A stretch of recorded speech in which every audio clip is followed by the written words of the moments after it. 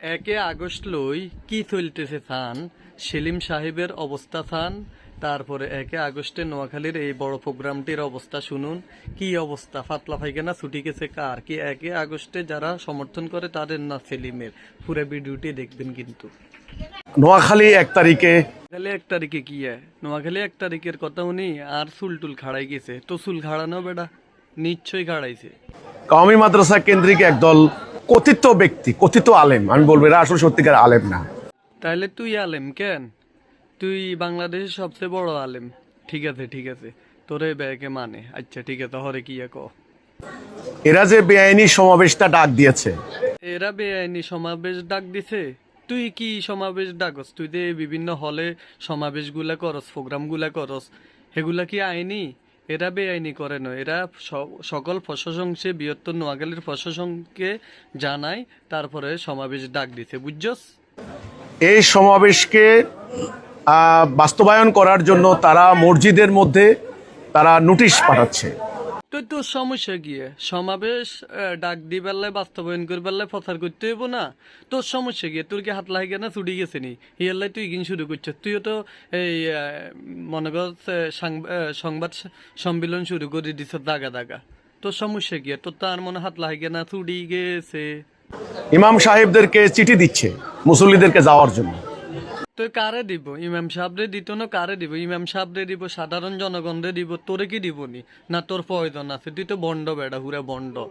সাধারণ মানুষদের তুই ফত বলা করতেছস, এই কারণে ইমাম সাহেবে সাধারণ জনগণদেরকে সতর্ক করতেছে বেড়া। মাদ্রাসাগুলিতে পর্যন্ত তারা চিঠি দিচ্ছে ছোট ছোট বাচ্চাদেরকে নিয়ে যাওয়ার জন্য। হাটের বাজারে তারা কালেকশন করছে, আমাদের কাছে খবর আসছে। এত বড় বিরাট আয়োজন কেন করছো? হিজবুত তৌহিদের বিরুদ্ধে? তুই জানোস না কার বিরুদ্ধে করছে? হিজবুত তো সরি, হিজবুত শয়তানের বিরুদ্ধে আর কি। হিজবুত তৌহিদ না বেটা, হিজবুত তৌহিদ কেন কইতাম বেটা? তুই জানোস না হিজবুত শয়তানের বিরুদ্ধে। আবার দিগ কার বিরুদ্ধে? কার বিরুদ্ধে এত বড় আয়োজন বেটা? চাপ বেটা। আসলে ওরা একটা অরাজকতা সৃষ্টি করতে চায়। ওরা জানে জনগণ এখন আর ওদের মধ্যে নাই, ওদের সঙ্গে নাই। ও আচ্ছা, জনগণ আমাদের সাথে নাই মানে? আমাদের সাথে বলতে আলেমোলামার সাথে নাই, হুজুরদের সাথে নাই? রে বেড়া, তোর মাথার স্ক্রুপ ডিলে গেছে। আসলে তুই যে গাঁদা খাস, এটা বাস্তব কথা বেড়া, বুঝছস নি? তুই ঘুম দাইতে উঠতে মেলতে সবসময় গাঁদা খাস বেড়া। তোর লগে কেউ নাই, তোর লগে নাই বিদায় তুই আজকে প্রশাসনের ফাঁফা বিদরস, মানে যাদের ক্ষমতা আছে তাদের সাথে ভালোভাবে চলি, তাদেরকে আয়ত্তে করি নেস। এই ছাড়া তোর আর কোনো কাম নাই, বুঝছস? আলেমুলামার সাথে সবাই আছে আলহামদুলিল্লাহ, এটা খেয়াল রাখবি। এই অন্যায়ের মধ্যে নাই। আমি আজকের এই সমাবেশ থেকে বাংলাদেশের প্রধানমন্ত্রী জনাব তারেক রহমান সাহেব থেকে শুরু করে কি তেল মাখস কেন? বাংলাদেশের প্রধানমন্ত্রীর লগে তেল মাখস কেন? মানে হেতার কথা কইলে তোরে মানে হেতে টানি লইবে, এটা তুই মনে করছস না? কখনো তারেক রহমান টানি লইতো না, ইয়ান খেয়াল রাইস। আর যদি ল তাইলে তোর তেল মারার কারণে লইব। স্বরাষ্ট্রমন্ত্রী মহোদয় এবং অন্যান্য মানে আইন শৃঙ্খলা রক্ষার দায়িত্বে যারা আছেন তাদের দৃষ্টি আকর্ষণ করেছি।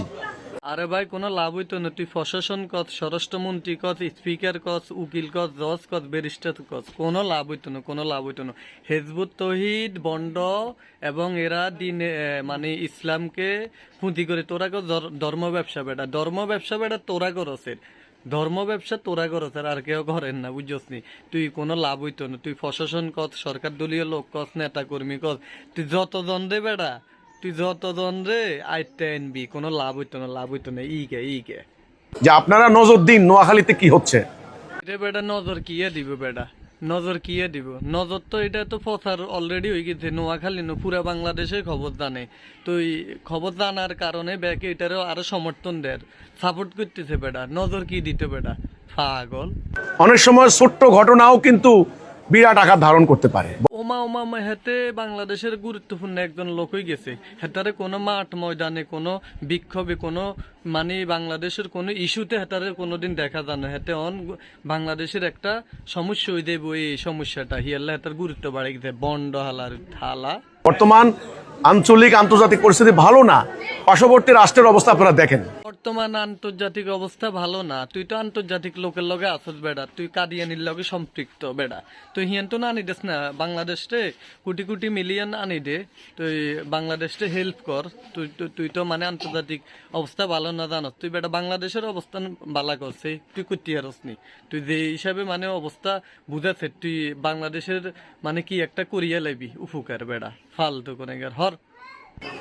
কাজেই এখানে একটা ইস্যু সৃষ্টি করতে চায় একটা গোষ্ঠী, বাংলাদেশে একটা অরাজকতা সৃষ্টি করতে চায়, একটা আনরেস্ট অবস্থা, একটা গন্ডগোল লাগিয়ে দিতে পারলেই তো তাদের সুবিধা। তারা এটা তো জানে, সরকারও জানেন, আজকে সরকারের 5 মাস হতে চললো, সরকার চেষ্টা করছেন একটা স্থিতিশীল পরিবেশ, শান্তিপূর্ণ পরিবেশ কায়েম রাখার জন্য। তো আমরা দেখতে পাচ্ছি একটা গোষ্ঠী কিন্তু বাংলাদেশের চলমান উন্নয়নের ধারা অর্থাৎ স্থিতিশীলতা নষ্ট করতে চাচ্ছে। তারা নোয়াখালীতে হিজবুত তৌহিদকে টার্গেট করেছে। আমি এখানে আজকে সমাবেশ থেকে আমি আহ্বান করেছি প্রধানমন্ত্রী যেন সরাসরি নিজেই যেন জিনিসটা মনোযোগ দেন। ব্যাপারগুলি আমরা টাইম টু টাইম ডিসি সাহেবকেও জানিয়েছি, এসপি সাহেবকেও জানিয়েছি।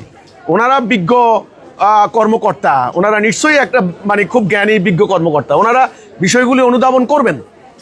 16 সালে তারা কিন্তু হামলা করে আমাদের বাড়িঘর লুট করেছে, আমাদের ভাই বোনদেরকে হত্যা করেছে, আমাদের দুটো ভাইকে হত্যা করেছে, লুটপাট করেছে, আগুন দিয়ে জ্বালিয়ে দিয়েছে। কাজেই এই ধরনের কোনো অরাজকতা যেন না হয়। 1 তারিখে তারা যে সমাবেশ করার চেষ্টা করছে, আমি বলবো এটা উদ্দেশ্যমূলক, একটা স্থিতিশীল পরিবেশটিকে বিনষ্ট করা একটা অপচেষ্টা মাত্র। এই তো এটার জন্য আমাদের এইটাই করণীয়। আজকে সমাবেশ থেকে আমি মাননীয় প্রধানমন্ত্রীকে এই বিষয়টা নিয়ে নজর দেওয়ার জন্য আমি আহ্বান করেছি।